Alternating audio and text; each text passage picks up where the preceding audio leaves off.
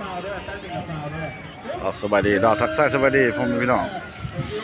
FC บอมไม้สายด่วนเดิมตอนนี้บอมไม้สายด่วนอยู่ที่สนามกีฬา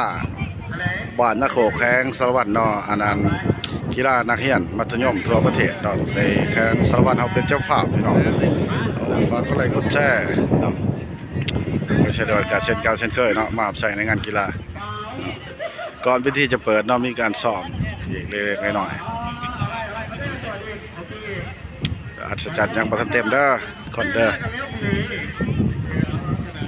กินในเบิ้งเด้อกินรูปใหม่สับปุ๊บยังไม่บอกโอเคกระมาว่ะคนต่อไปตั้งหนึ่งละฟาวยังไม่ฟาวอีกครับโอเคใส่กลมยาวให้เป็นประโยชน์นะ